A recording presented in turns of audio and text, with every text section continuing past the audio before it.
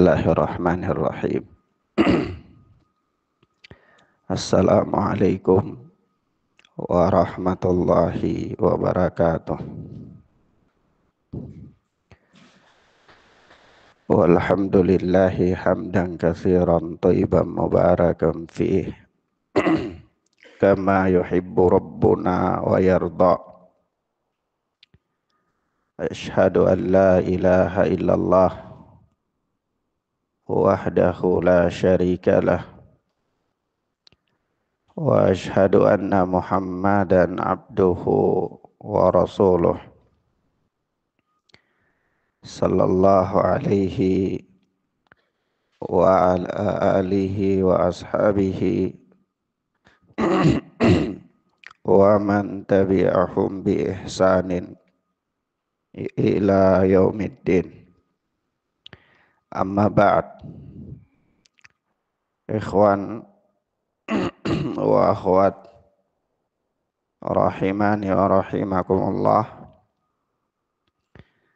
Kita lanjutkan pelajaran kita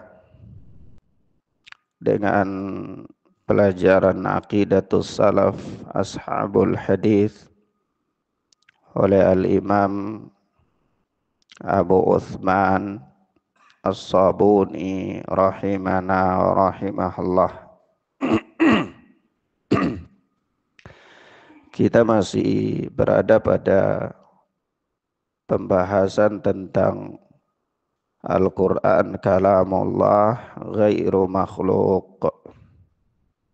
Al-Quran adalah kalam Allah Azza wa Jal dan bukan makhluk.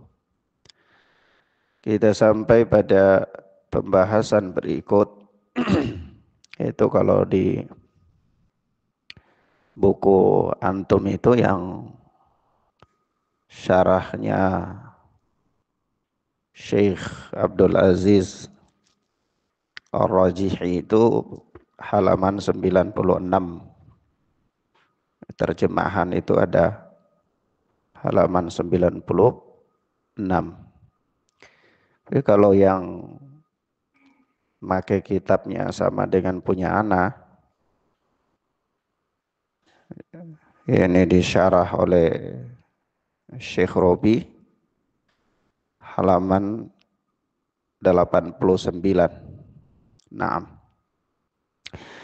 Taib, berkata Al-Imam Abu Uthman As-Sabuni rahimana wa rahimahullah, wa inna ma dzakartu hadzal fasla min kitab Ibni Mahdi listihsani dzalika minhu fa innahu taba'a salafa ashabal hadith fima dzakarahu ma'a tabahhurihi fi ilmil kalam wa tasanifihil katsirati fihi wa taqaddumihi wa tabarruzihi inda ahlih. Naam, kata beliau Al-Imam As-Sabuni, sesungguhnya aku menyebutkan pembahasan ini, yaitu pembahasan tentang kalimat sebelumnya, ini Al-Quran yang ditulis maupun yang dihafal atau yang dibaca di lisan-lisan kita, semuanya itu adalah merupakan kalamullah Azza wa Jal, sehingga Al-Quran, barang siapa yang mengatakan bahwa Al-Quran dengan lafadzku ini adalah makhluk, atau pelafatanku terhadap Al-Quran adalah makhluk, maka dia adalah orang yang jahil, sesat, lagi kafir kepada Allah Subhanahu wa ta'ala, dan seterusnya.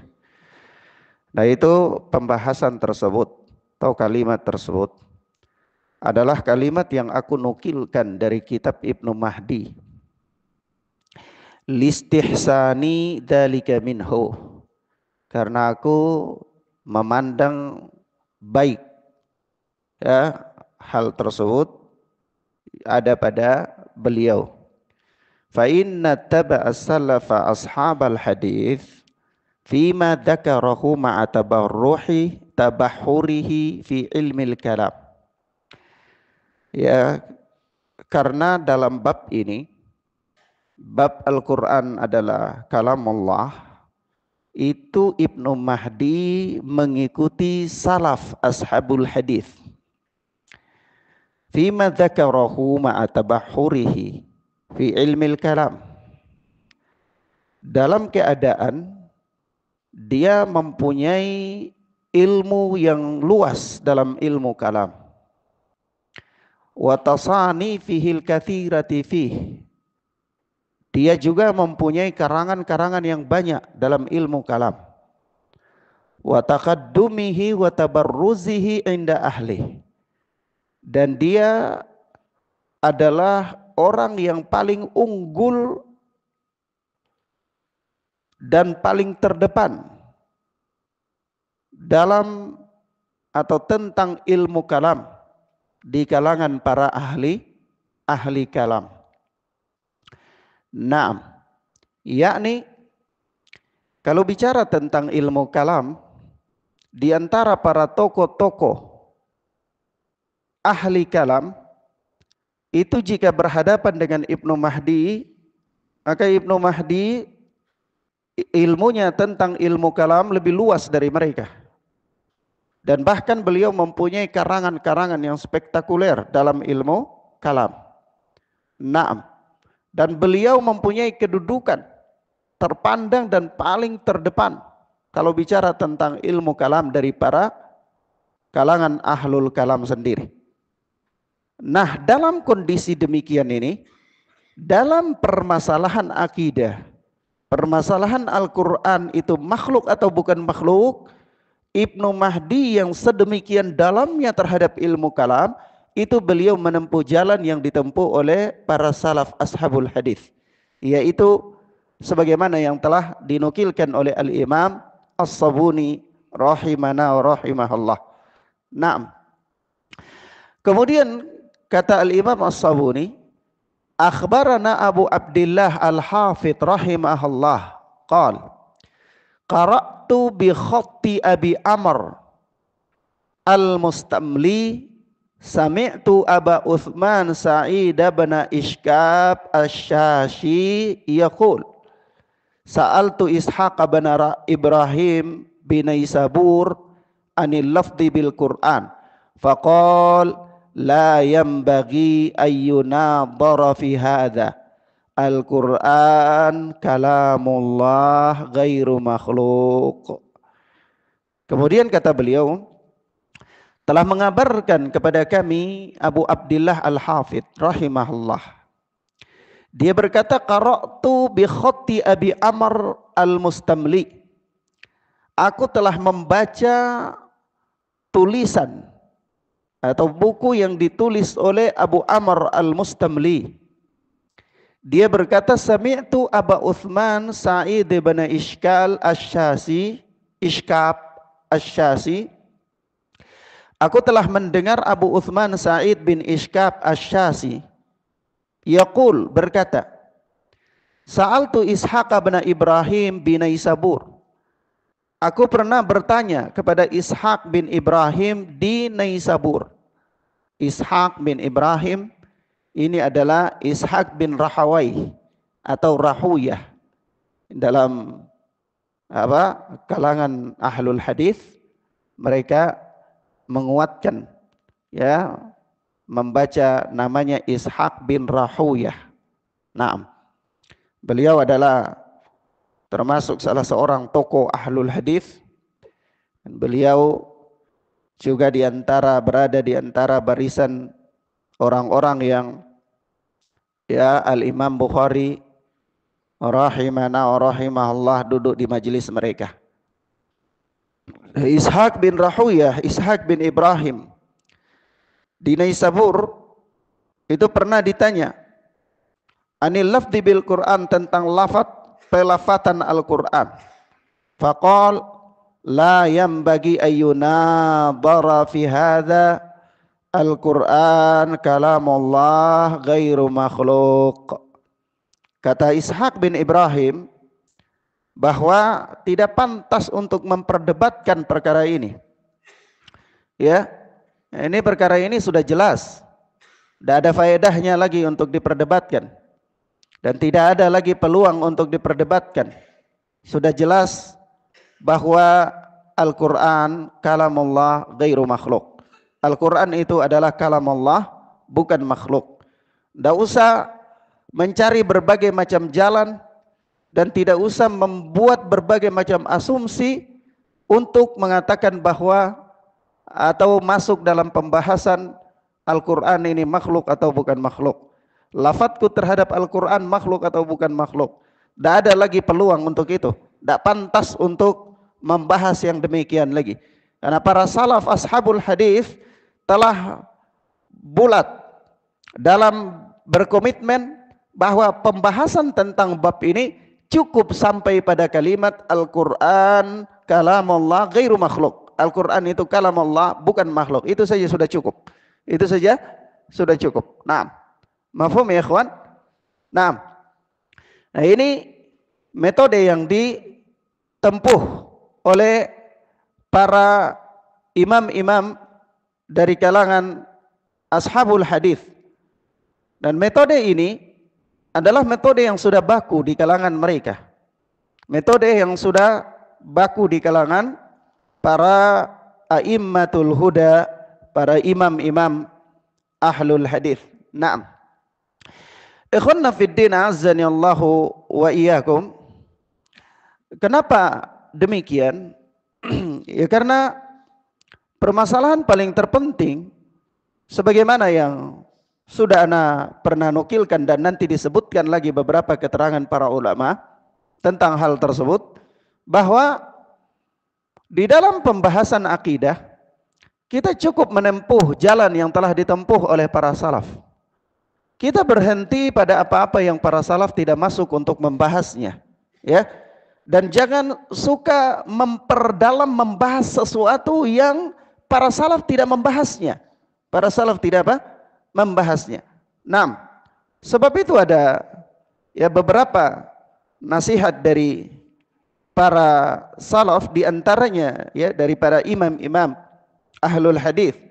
Di antaranya apa yang dikatakan oleh Al-Imam Al-Auza'i rahimana wa rahimahullah, bahwa isbir nafsaka ala sunnah waqif haitsu waqafal qaum wa qul bima qalu wa kaffa amma kaffu anhu wasluk sabila salafika salih.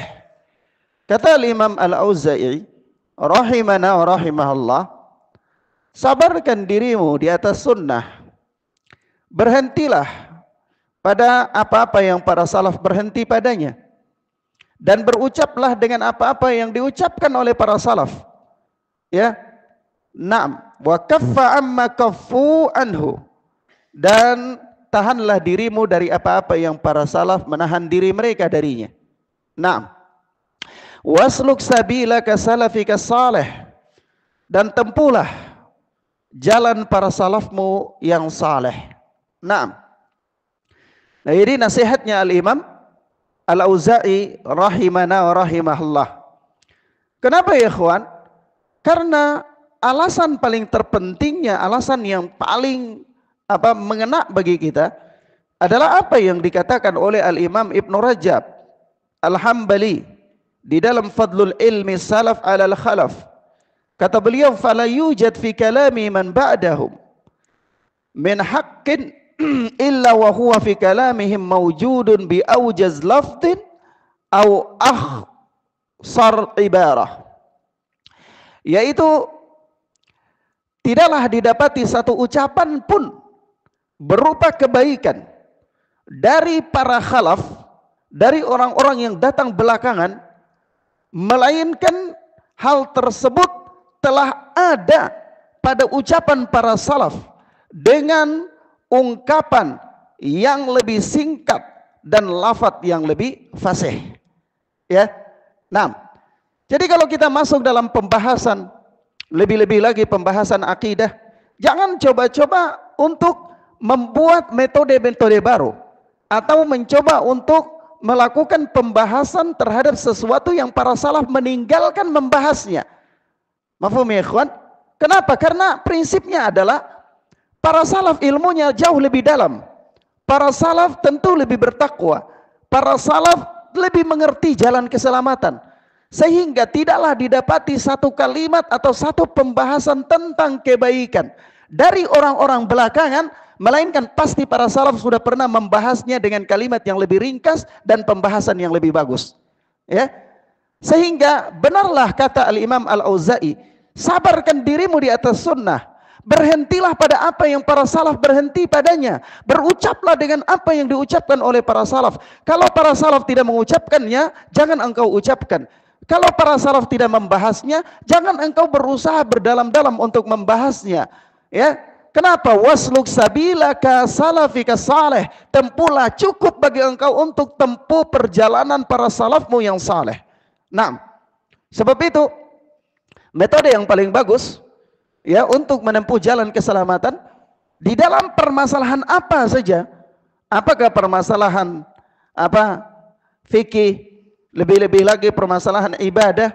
Ketika kita mendapati satu pendapat atau kita mendengar satu ucapan, ya satu teori, maka pertanyaan yang paling sederhana adalah man salafuka fi hadza? Siapa pendahulumu ya dalam bab ini? Yang mengucapkan seperti ini, orang-orang terdahulu sebelum engkau itu siapa? Ya.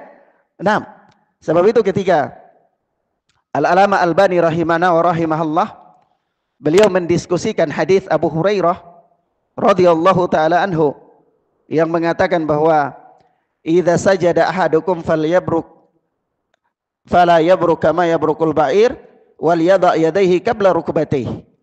Apabila salah seorang dari kalian turun sujud, maka janganlah dia duduk seperti duduknya unta. Wal yada' yadayhi qabla rukbatayhi. Tapi hendaklah dia letakkan kedua tangan dulu sebelum kedua lututnya. Maka ketika Al-Alama Ibnu Qayyim Al-Jauziyah di dalam Zadul Ma'ad, beliau mempunyai bahasan yang ana pernah mempelajarinya secara khusus dalam bab ini. Itu kurang lebih ada sekitar 5 atau 7 halaman atau 8 halaman mungkin kalau ana enggak berlebihan. Sudah lama ana melewati bab ini dalam Zadul Ma'ad ketika melakukan tahqiq ya. Itu Al-Alama Ibnu Qayyim membahas kurang lebih 8 halaman tentang hadis ini. Ya, menyebutkan pembahasan seputar ini antara yang pro dan yang kontra. Baik dari sisi fikih maupun dari sisi hadis. Lalu kalimat beliau di situ ada beliau mengklaim pada akhirnya kesimpulannya beliau mengklaim bahwa hadis ini makhluk. Hadis ini terbalik. Hadis ini terbalik. Yang harusnya ya supaya korelasi kalimat berikut dengan kalimat sebelumnya, yaitu janganlah kalian duduk seperti duduk unta, maka kalimat ini terbalik. Harusnya hendaklah meletakkan lutut dahulu kemudian baru letakkan tangan. Sebab kalau letakkan tangan dahulu kemudian lutut, maka itu nanti sama dengan duduk unta, kata Imam Ibnu Qayyim begitu. Karena beliau mengasumsikan bahwa unta ya, atau binatang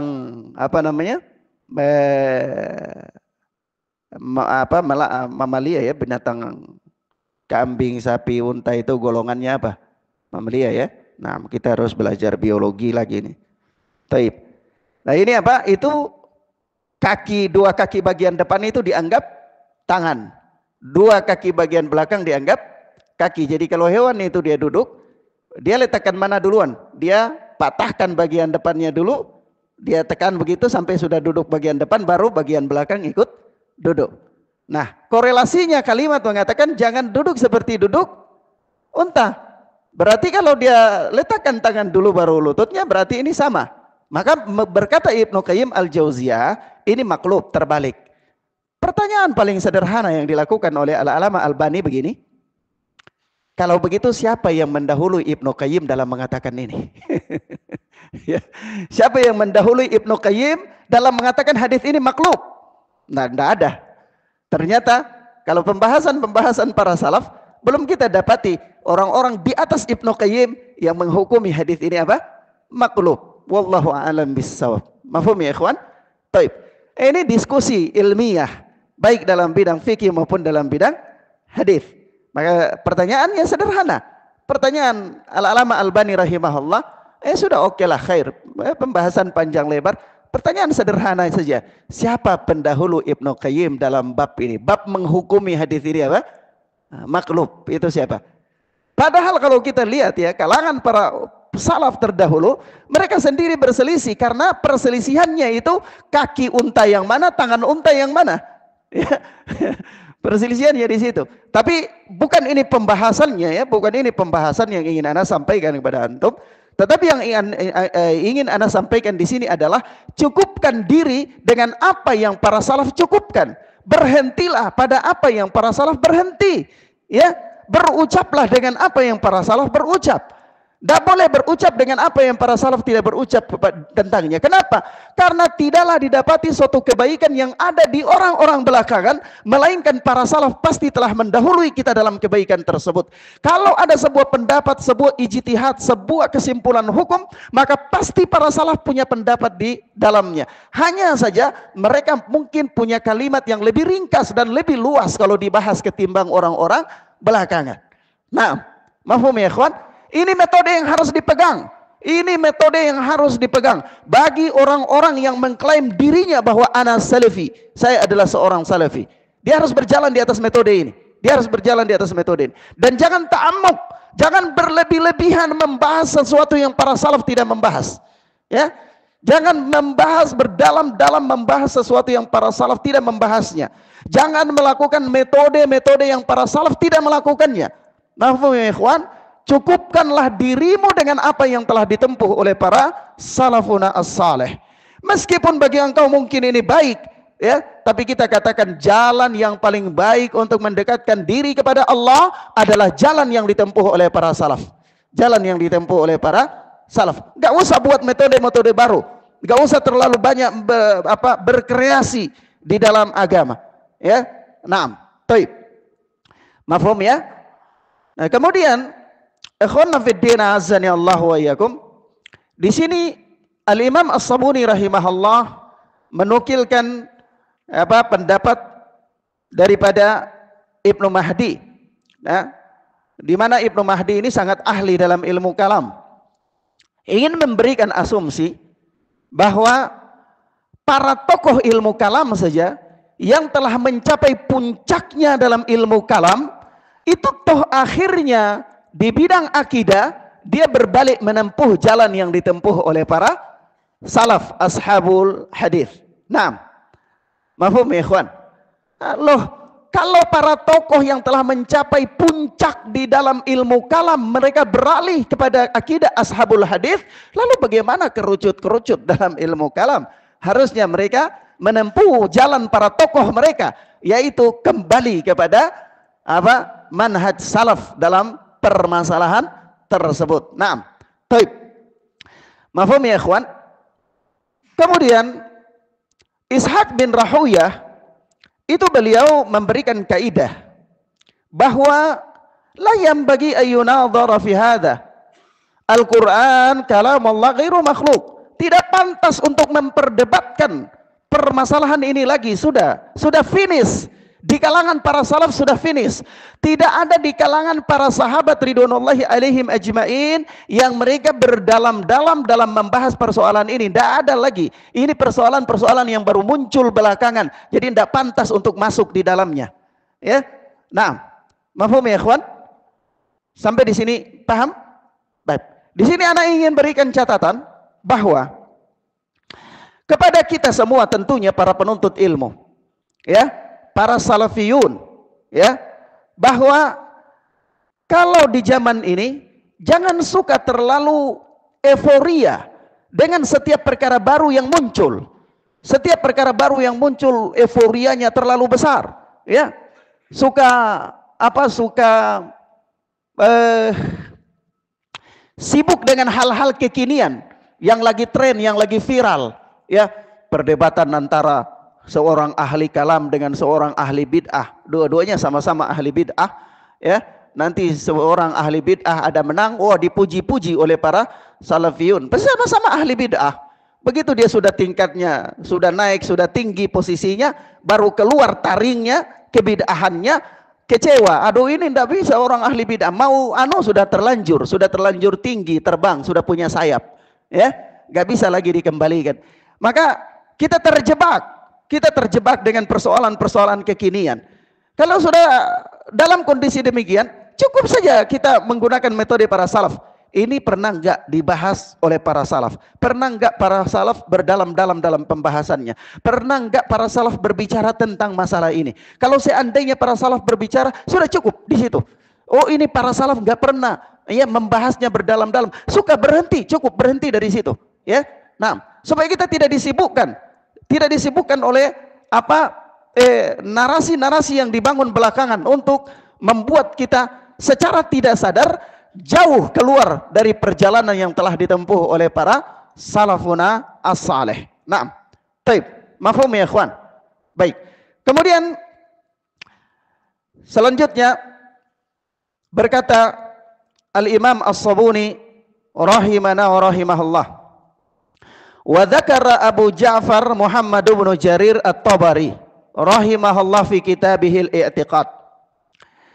Dan Al-Imam Abu Ja'far Muhammad bin Jarir At-Tabari rahimahullah berkata atau menyebutkan di dalam kitabnya, kitab akidahnya. Jadi jangan antum salah sangka ya, jangan salah sangka bahwa yang kitabihi al-i'tiqad di situ adalah nama kitabnya Al-Imam At-Tabari. Bukan. Maksudnya kitab Al-Imam At-Tabari yang berbicara dalam akidah, begitu. Kalau begitu Ustaz, nama kitabnya apa? Nama kitabnya Sharihus Sunnah. Sharihus Sunnah. Al-Imam Ibnu Jarir At-Tabari punya kitab yang berbicara dalam bidang akidah, itu nama kitabnya Sharihus Sunnah. Ya, sharih. Nama jelas. Sunnah yang terang, sunnah yang jelas. Nah, Al-Imam Ibnu Jarir At-Tabari adalah ulama ahlul hadis, seorang mufassir, seorang ahli tafsir Al-Quran, seorang ahli fikih, seorang yang zuhud. Beliau hidup pada tahun 224 Hijriah ya, dan wafat pada tahun 310 Hijriah. Wafat pada tahun 310 Hijriah. Beliau mempunyai karangan yang sudah tidak asing lagi bagi para penuntut ilmu ya, terutama di tafsir ya, bidang tafsir. Kita kenal dengan tafsir apa? At-Tabari ya. Itu Ibnu Jarir At-Tabari. Saya pernah duduk di majelisnya Syekh Muhammad Mane hafidhana wa hafidhahullah ketika di negeri Yaman. Ketika itu saya pernah mendengar dari beliau bahwa tidaklah para ulama belakangan mereka menulis kitab-kitab tafsir ya, mulai dari Al-Imam Qurtubi, Al-Imam Ibnu Katsir dan seterusnya belakangan, mereka menulis dalam bidang tafsir, melainkan pasti rujukannya adalah tafsir At-Tabari. Rujukannya adalah tafsir At-Tabari. Saya pernah mendengar guru saya Syekh Muhammad Mani mengatakan yang demikian ketika masih di majelis beliau. Ya memang Al-Imam As-Sabuni menukil ucapan Al-Imam At-Tabari di sini juga adalah sebagai bantahan. Sebagai bantahan. Bantahan apa? Bantahan kepada orang-orang yang pernah menuduh bahwa Al-Imam At-Tabari di dalam bidang akidah itu Asy'ari. Ya, Asy'ari. Naam. Sehingga Al-Imam As-Sabuni menukil ucapan beliau dari kitab beliau Sharihus Sunnah. Sharihus Sunnah. Kitab akidah Al-Imam Ibnu Jarir At-Tabari yang berbicara tentang apa? Pertama, dia berbicara tentang masalah akidah. Yang kedua, pembahasan di dalam kitab itu garis besarnya, yang kedua itu berbicara tentang kewajiban mengikuti sunnah dan menjauhi bid'ah. Yang ketiga, beliau dalam isi kitab Sharihus Sunnah itu berbicara tentang masalah-masalah yang penting dalam asma wa sifat. Ya, nah itu isi daripada kitab Sharihus Sunnah Al-Imam At-Tabari. Nah, kata Imam As-Sabuni rahimahullah, alladzi sannafahu fi hadhil mas'alah, yang beliau tulis dalam masalah ini, ya, masalah Al-Quran atau makhluk atau bukan makhluk. Dalam kitab Sharihus Sunnah Imam Ibnu Jarir At-Tabari. Ammal qawlu fi alfadhil ibadi fil Qur'ani fala athara fihi na'lamuhu an sahabi wala tabi'i illa amman fi qawlihil ghina wasyifa wa fi ittibaihi ar-rasyad wal huda. Wa man yaqumu qawluhu maqamal a'immatil ula Abi Abdillah Ahmad bin Hanbal rahimahullah. Baik. Kata Al-Imam Ibnu Jarir At-Tabari dalam kitab Sharihus Sunnahnya, adapun pembicaraan tentang lafat-lafat hamba, ya, pelafatan manusia tentang Al-Quran, fala athara fihi na'lamuhu an sahabi wala tabi'i. Kami tidak mengetahui adanya athar dari seorang sahabat atau tabi'in dalam hal ini, ya. Naam, illa amman fi qaulihil ghina wasyifa, kecuali dari orang yang apa atau ghana, ya, dari orang yang ucapannya itu cukup, ya, memuaskan, mencukupi dan memuaskan. Baik, maksudnya begini. Imam Ibnu Jarir mengatakan, kalau pembahasan tentang pelafatan Al-Quran, ya, ini lafadzku, ini Al-Quran atau bukan, dan seterusnya, pembahasan tentang itu, kata Imam Ibnu Jarir, kami tidak mendapati ada athar dalam hal ini. Ada pembahasan dari dalam hal ini yang pernah dilakukan oleh seorang sahabat pun atau seorang tabi'in pun. Pembahasan ini kami belum mendapati. Melainkan yang kami dapati itu dari orang yang ucapannya mencukupi dan memuaskan, ya, ya, wa fittiba'i rasyadu wal huda, dan dalam mengikuti dia itu ada petunjuk dan bimbingan di sana. Nah, yaitu siapa dia? Wa man yaqumu qawluhu maqamal a'immatil ula, dia adalah orang yang ucapannya itu setara dengan ucapan para imam-imam yang terdahulu. Siapa dia? Yaitu Abu Abdullah Ahmad bin Hanbal rahimahullah. Ya, yaitu siapa? Abu Abdullah Ahmad bin Hanbal, yaitu Imam Ahmad. Yakni maksudnya begini, ringkasnya begini. Dalam pembahasan tentang pelafatan manusia terhadap Al-Quran, itu belum ada kami dapati athar dari seorang sahabat atau tabi'in. Melainkan yang mempunyai bahasan yang paling cukup di dalam bab ini, dan orang ini mengikutinya itu tidak sesaat, mengikutinya mendapatkan petunjuk dan hidayah, yaitu siapa dia? Al-Imam Ahmad bin Hanbal. Begitu, ya, ucapan beliau mempunyai ucapan dalam bab ini, kata Al-Imam Ibnu Jarir, yaitu fa inna Aba Ismail At-Tirmidzi haddatsani, yaitu bahwa Abu Ismail At-Tirmidzi bercerita kepadaku. Qala samitu Aba Abdillah Ahmad bin Hanbal rahimahullah yaqul, dia berkata, aku mendengar Abu Abdillah Ahmad bin Hanbal berkata, al-lafdhiyah jahmiyah, ya, al-lafdhiyah jahmiyah, yaitu pemahaman lafdhiyah, pemahaman yang mengatakan lafadzku terhadap Al-Quran ini adalah makhluk, itu adalah jahmiyah. Itu adalah dia apa? Jahmiyah, pengikutnya Jaham bin Safwan.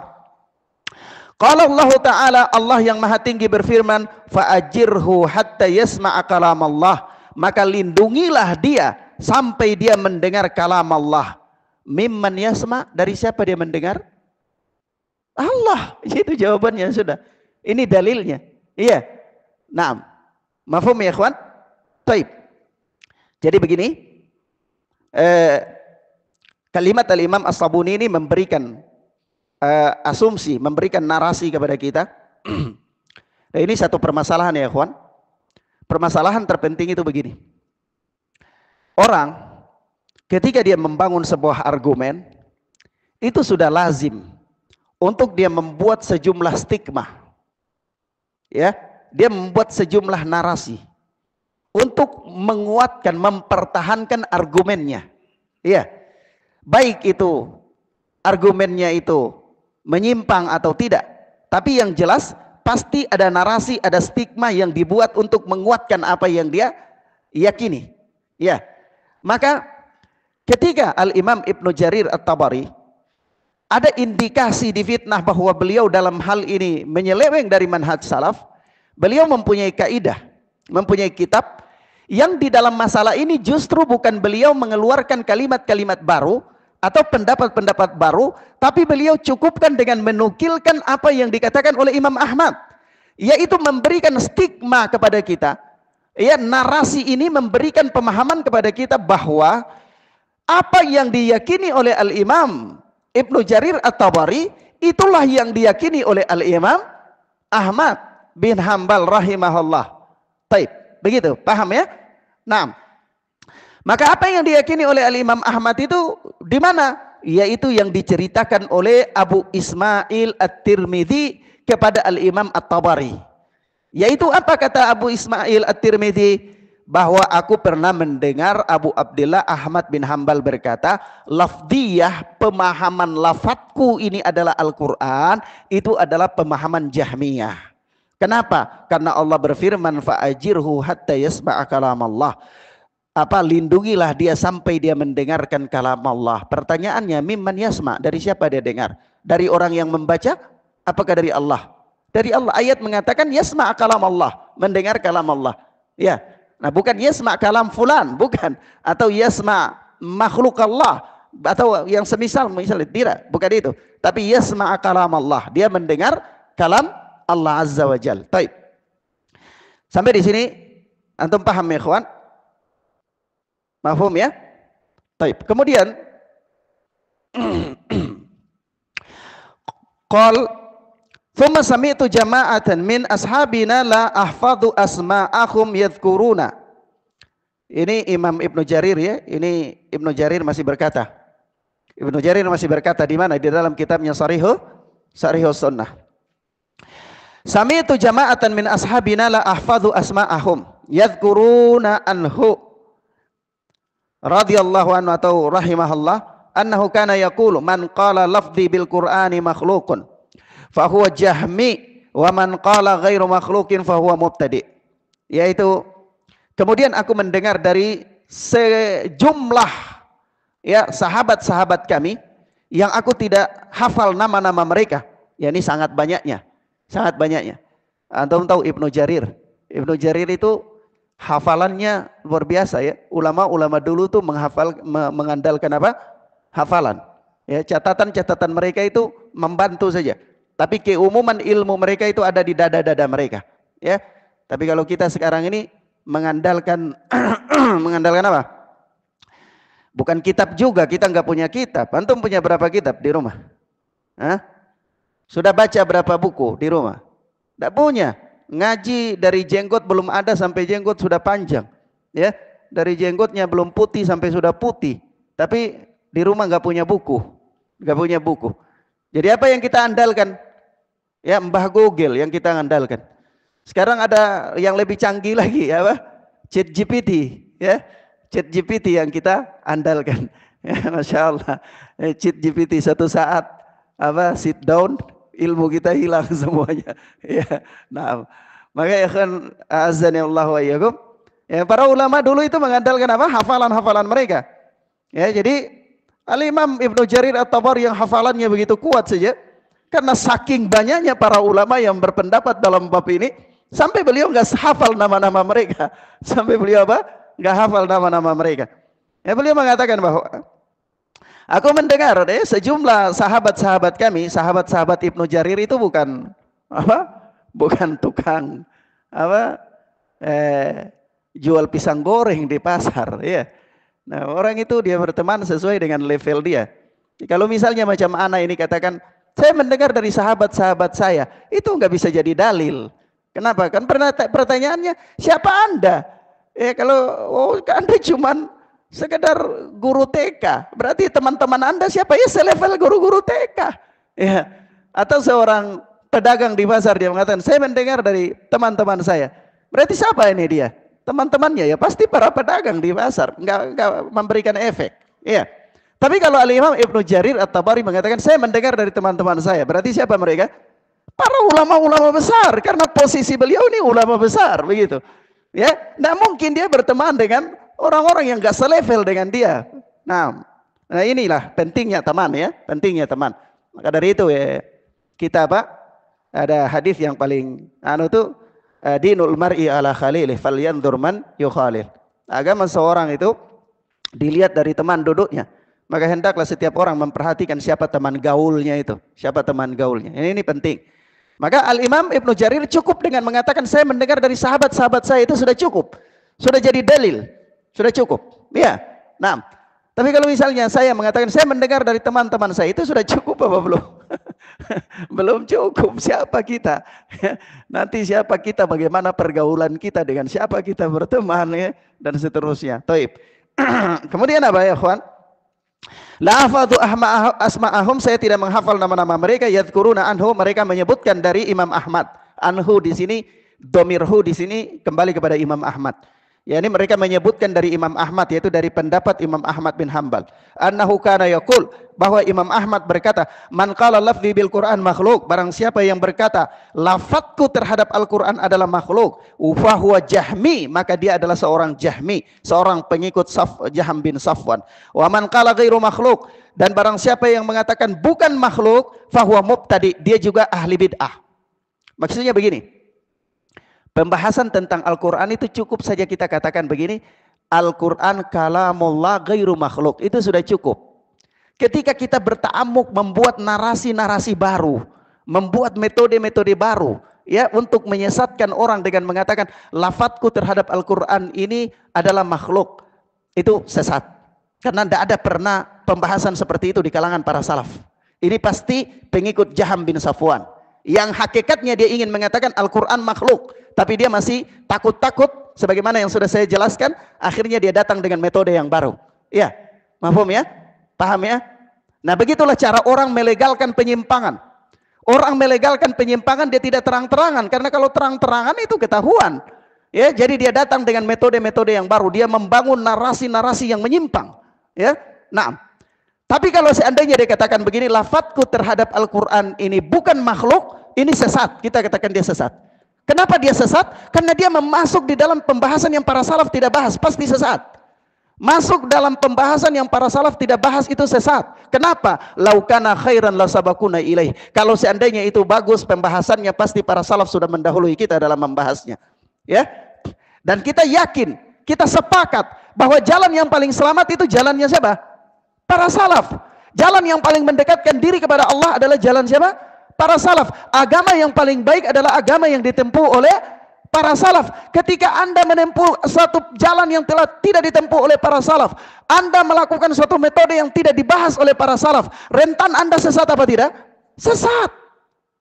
Kenapa? Karena kebenaran itu tidak dua, tidak tiga. Jalan menuju kebenaran cuma satu. Ya, famadza ba'dal haqqi illa dhalal. Tidak ada setelah kebenaran pasti kesesatan. Maka jalan kebenaran yang ditempuh oleh para salaf itulah jalan kebenaran. Menyimpang dari jalan itu tidak lain rentan terjatuh dalam kesesatan. Maka Imam Ahmad tidak perlu pembahasan yang panjang. Cukup saja siapa yang dia mengatakan lafadzku ini bukan makhluk, itu sesat, sudah ahli bid'ah. Ahli bid'ah. Kenapa? Masuk dalam bab yang para salaf tidak membahasnya. Nah, mafhum ya ikhwan? Maka dari itu ada ustadz-ustadz itu paling ketat. Kalau kita mau lihat biografi ketat dalam bidang ini, itu jangankan ustadz. Dulu Abu Bakar juga sangat ketat. Antum tahu Abu Bakar radhiyallahu taala anhu ketatnya di mana? Ketika mau mengumpulkan Al-Quran jadi satu mushaf, itu Abu Bakar As-Siddiq ketat, nggak mau. Takut membuat sesuatu yang tidak dibuat di zaman Nabi Sallallahu Alaihi Wasallam. Paham ya ikhwan? Iya. Maka ada para asatidzah sekarang yang kalau kita mau membuat sarana-sarana mereka ketat, wajar saja. Mereka berpegang teguh dengan prinsip yang dipegang oleh para salafuna as-saleh.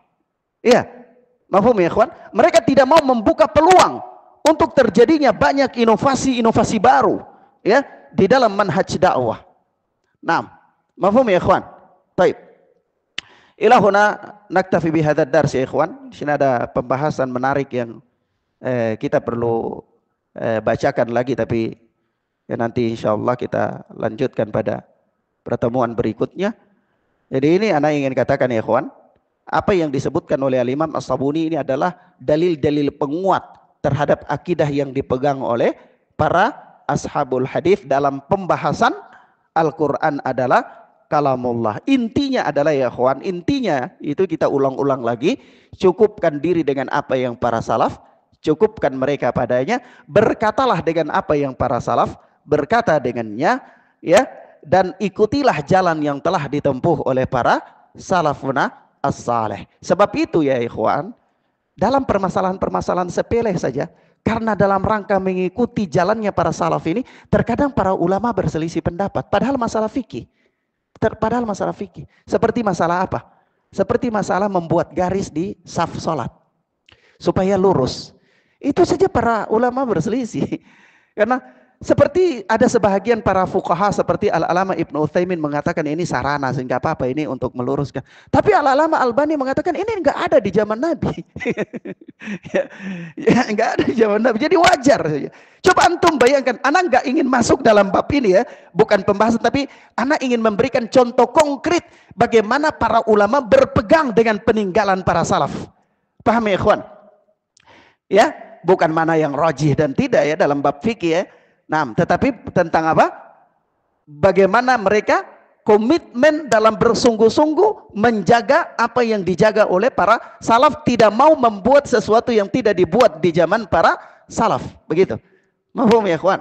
Nah, maka kita sekarang yang mengklaim diri kita dan berusaha sekuat kita untuk mengatakan bahwa saya salafi, kita harus fokus untuk meniti jalan yang ditempuh oleh para salaf ridwanullahi alaihim ajma'in. Nah, taib. Ilahuna ya ikhwan. Subhanakallahumma bihamdika asyhadu an la ilaha illa anta astaghfiruka wa atubu ilaik. Wassalamualaikum warahmatullahi wabarakatuh.